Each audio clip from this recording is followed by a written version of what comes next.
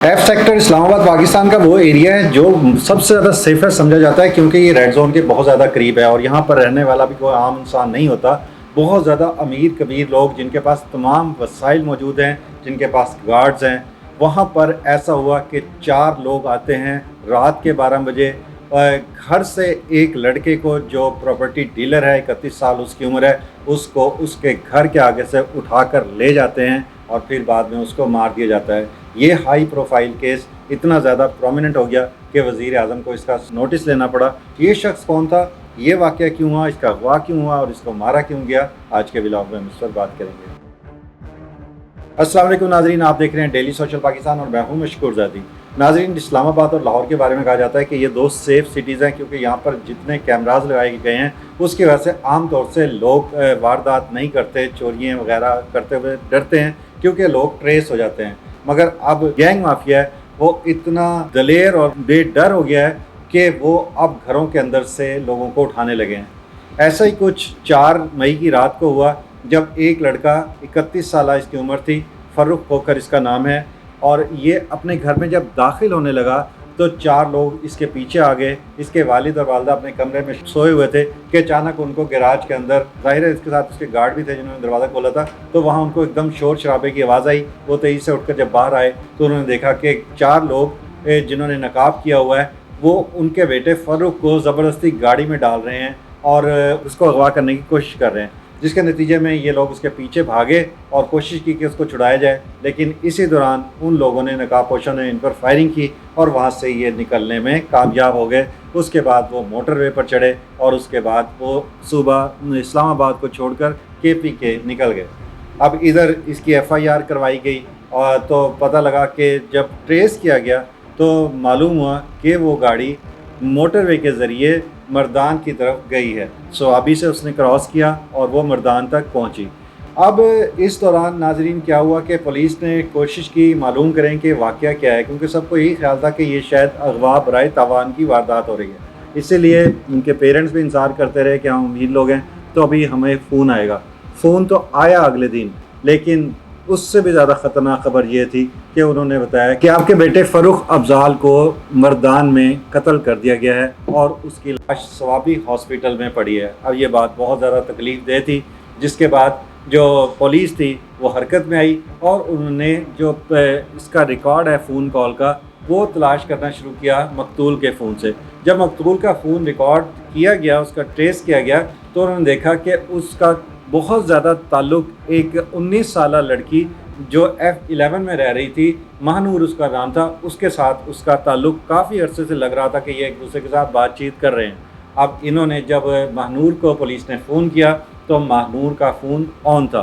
Police ने जब उससे बात की और उन्होंने कहा कि हम चाहते हैं कि आपके साथ जो है वो इस तरह से फ़र्रुख का वाक़या हुआ है, इस तरह से उसका मर्डर हुआ है, आपका उससे क्या ताल्लुक़ है। तो जब उसको लड़की को बुलाया गया तो पहले तो उसने ये कहा कि मेरा उससे के साथ कोई ताल्लुक़ नहीं है, लेकिन जब पुलिस ने उसका फ़ोन की ट्रैकिंग की और फ़ोन को ट्रेस किया कि जब 4 और 5 मई को ये वाक़या हो रहा था उस वक्त महानूर कहाँ थी, तो उन्हें एक बहुत ज़्यादा चौंका देने वाला इंकशाफ उनके सामने आया कि ये लड़की भी ऐन उस वक्त इसका फ़ोन जो है वो मर्दान स्वाबी के आसपास ही ट्रैवल करता हुआ नज़र आ रहा था। उसके बाद हमें यकीन हो गया कि ये डायरेक्टली लड़की किसी न किसी तरह इस वाक़े में इन्वॉल्व है, जिसके बाद इसे पकड़ा गया और फिर इससे इंटेरोगेशन की गई। तो इसने बताया कि ये जो फ़र्रुख नामी लड़का है, फ़र्रुख खोखर जो है, ये मेरा दोस्त था, इसके 2 दोस्त और हैं, इसमें एक काशिफ शाह है जबकि दूसरे का नाम एहसन एडवोकेट है। ये फ़र्रुख के दोस्त थे और ये तीनों लड़के मिलकर, महानूर का कहना है कि मुझे ब्लैकमेल कर रहे थे और इनमें से एक मुझसे शादी करना चाहता था,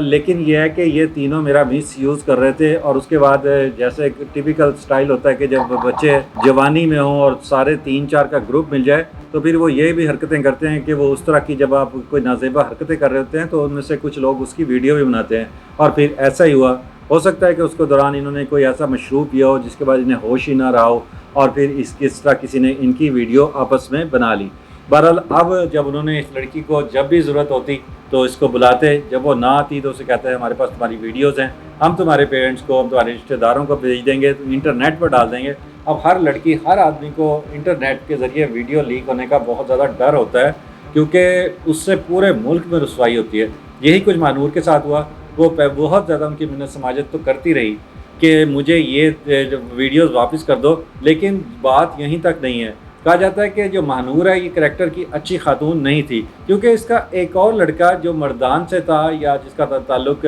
स्वाबी से था, उसका नाम एहसानुल्लाह था। अब वो पुलिस में था और उसके वालिद भी पुलिस में एक अच्छे ओहदे पर गालिबन डीएसपी थे, वो वहाँ पर काम कर रहे थे और ये भी इस वक्त कांस्टेबल था। अब इसने अपना ये मसला उससे बयान किया और उससे कहा कि मेरे साथ इस तरह से 3 लड़के हैं, वो मुझे तंग कर रहे हैं और मुझे जो है वो ब्लैकमेल कर रहे हैं। अब वो जो लड़का था, जो यंग था बिल्कुल, वो इसकी बातों में आ गया। अब इसने उसके साथ भी अपनी जो है वो मोहब्बत की 10 पींगे चढ़ाई, तो उसके उसमें आ गया और उसने कहा कि मैं फ़र्रुख को और उसके दोस्तों का ऐसी मिसाल बनाऊंगा कि वो याद रखेंगे, वो ना सिर्फ तुम्हें वीडियोज़ वापस करेंगे बल्कि तुम्हारे से माफ़ी भी मांगेंगे। अब जब ये सैफुल्लाह को पकड़ा गया तो उसने बताया कि जब हम इसको लेकर जा रहे थे तो इस दौरान